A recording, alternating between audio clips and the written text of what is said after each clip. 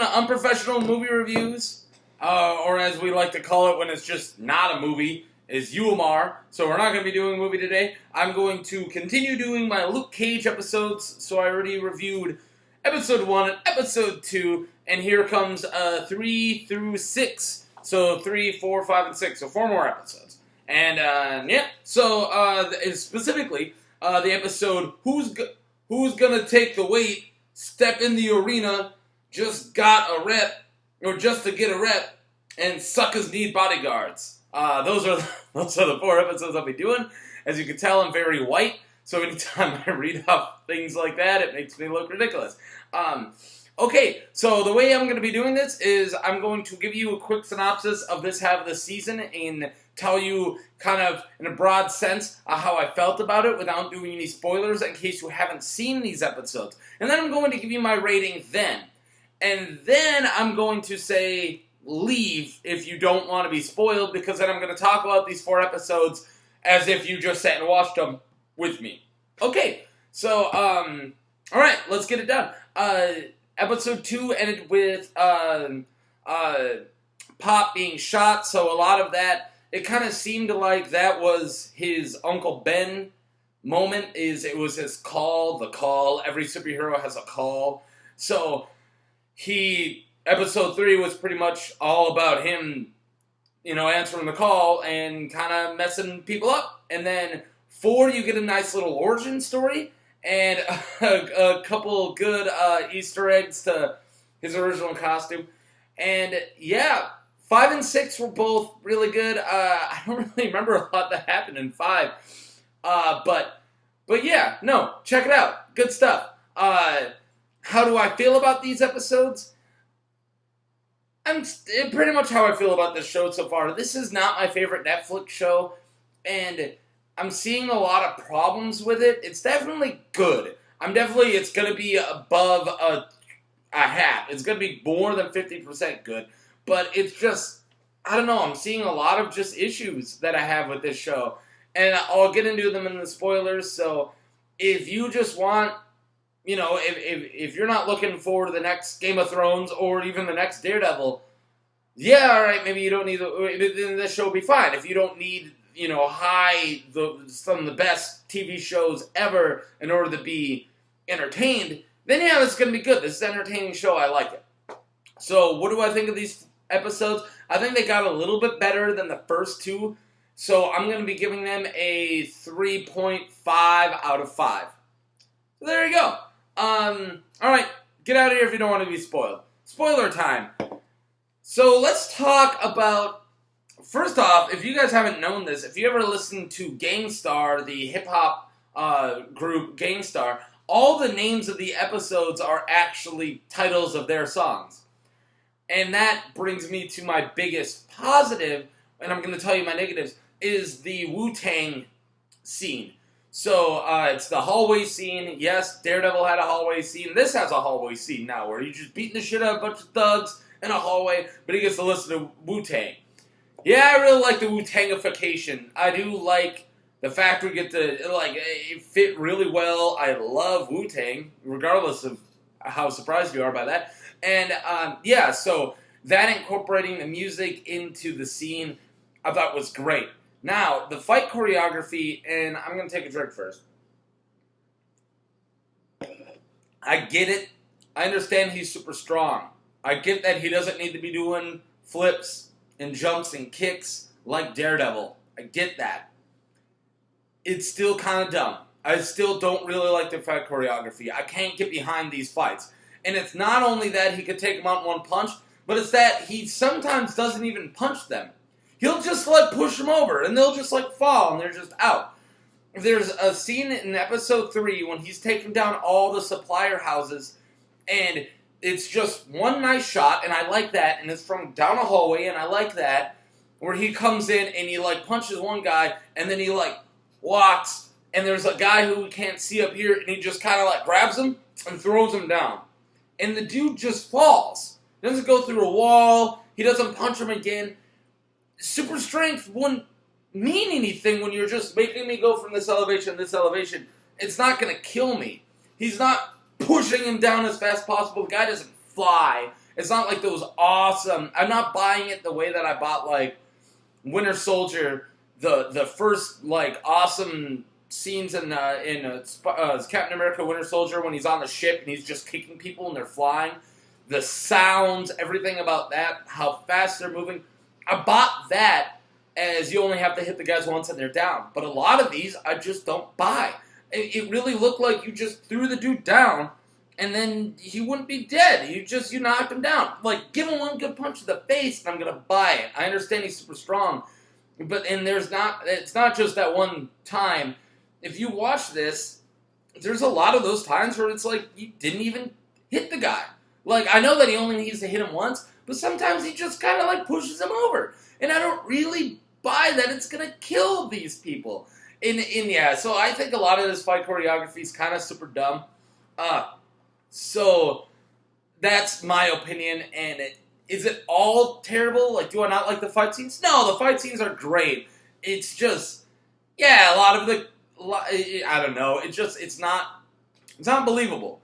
And it has nothing to do with the fact he's super strength. I'm a giant comic book nerd. I can buy into super strength. Don't get me wrong. I love this. But, yeah, just the way they film it, okay. But when he picks up the couch and hits a bunch of people, yeah, that was awesome.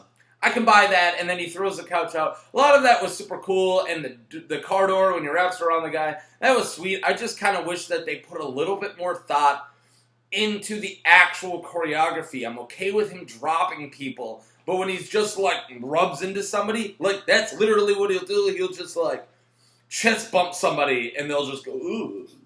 Come on, man. At least do something. Alright, that's one of my biggest negatives, and I probably won't be as heavy on the negatives after that.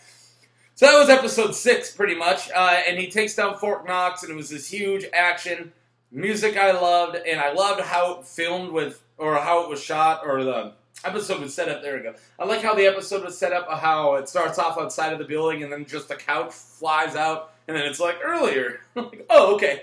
All right, and then we see the couch. Oh, that was the couch from the beginning. Nice. All right, episode 4 was his origin story. Probably one of my favorite episodes. And they brought in, and this is not the first time I'll be saying this, and I should grab the guy's name because I got all the cast right here. They brought in yet another guy from The Wire for Dr. Bernstein. Noah Bernstein is the guy who, he's the white bald guy in the prison who is responsible for turning Luke Cage into Luke Cage. Michael Kristoff. Yeah, good job, Michael Kristoff. You were in The Wire, and he was the crooked lawyer who always works for all the gangsters. I loved him in that, and he kind of that sleaze oozes off him. So good casting choice, and I liked a lot of the prison stuff. I liked how they're going back and forth on episode 4. They go back and forth from him being trapped under the building after the rocket hit. After the freaking RPG bazooka in the middle of Harlem. I didn't mind that. I thought that was funny, and I thought it was cool. I was like, wow, Cottonmouth doesn't mess around. He just got a bazooka, this dude. My girlfriend, who likes this show more than I do probably at this point, even was like, that's kind of stupid. It's like, yeah, it's kind of stupid. I gotta give you that. She just bazookas in the middle of town, and she's like, what the hell? No one does that. Okay. Alright, that might just be our personal thing. If you guys like the bazooka, good job.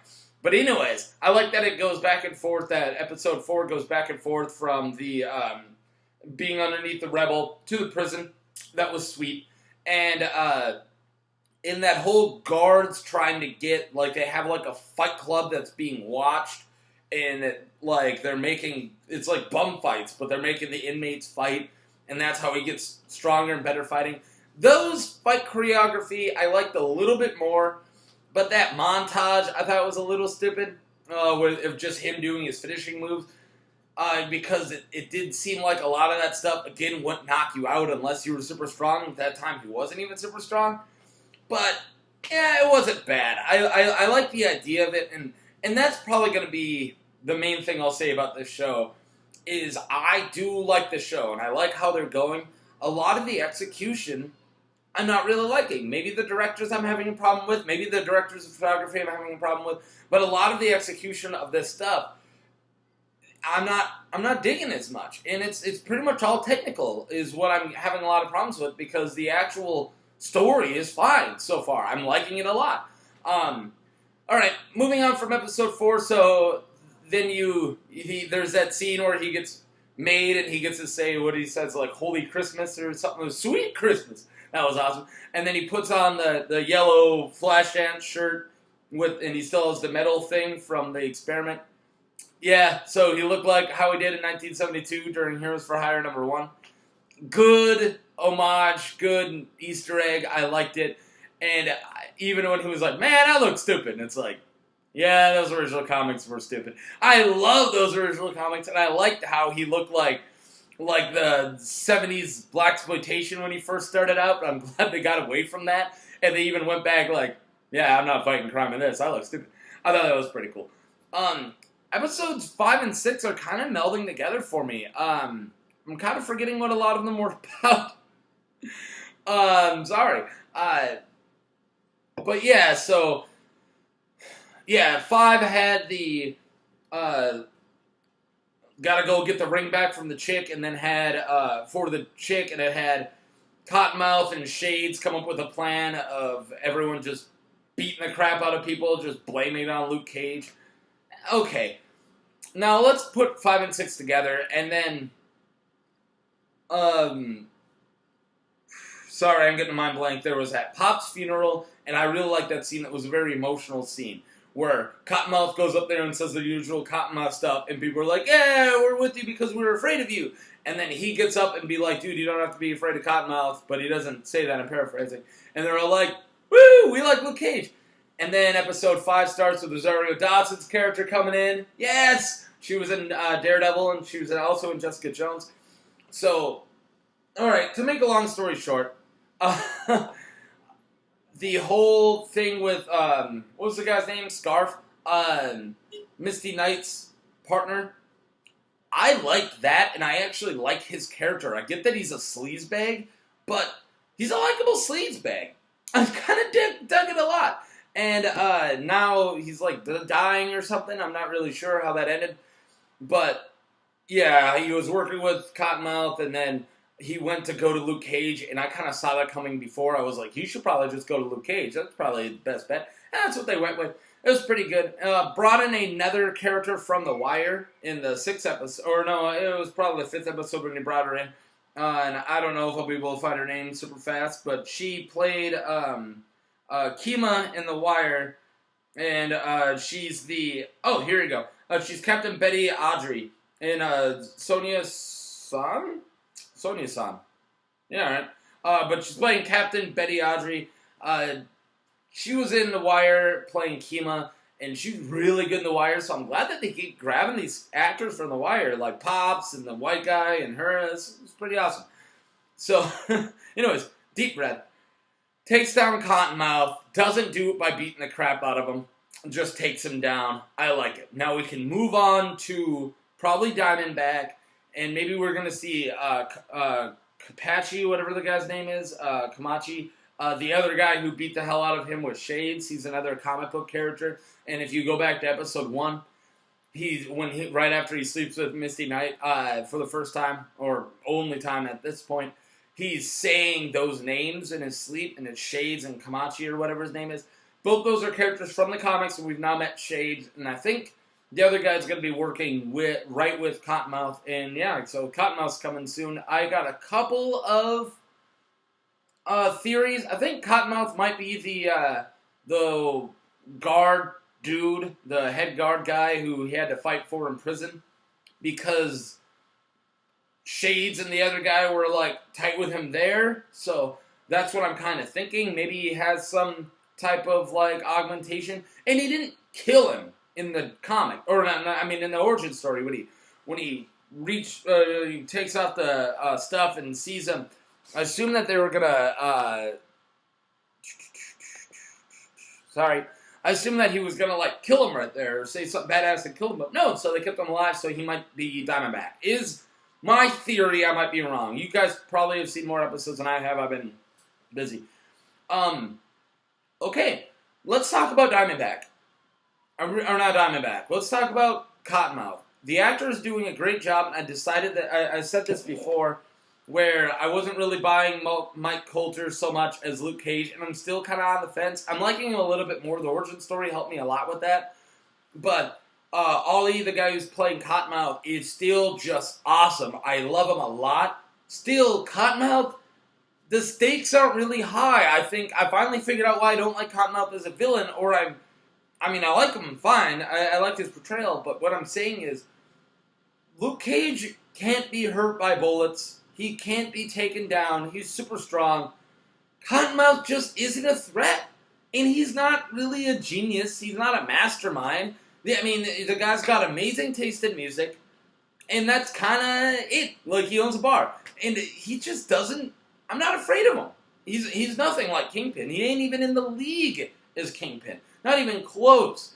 And, yeah, so that was my problem with the first half of the season. It might flip now. Maybe they're going to bring in another villain. Maybe not. Maybe they're just going to up Cottonmouth. Something. But I'm now done with the first half, and just Cottonmouth and his cousin, Black Mariah, as the bad guys. Just, I don't know. It just isn't doing much for me. They're just not that compelling as bad guys just because they aren't really a threat to Luke Cage. He could punch him in the face once and kill him. Alright, there we go. I ranted for a while. So 3.5. I'm assuming it's going to be out of 5, so I'm assuming my rating's going to be higher. I hope that this ends off on a good note. But that was it for the rest of the first half of the season. I'll talk to you guys later. I'm going to be reviewing Westworld later. And if you haven't seen my reviews for the first 2 Luke Cage episodes, I'll put them in the description. And Miss Peregrine's, Paragame's Home for Peculiar Children, whatever the heck it's called. We did a review for that yesterday, or 2 days ago. I'll put that in the description as well. Talk to you guys later. Bye!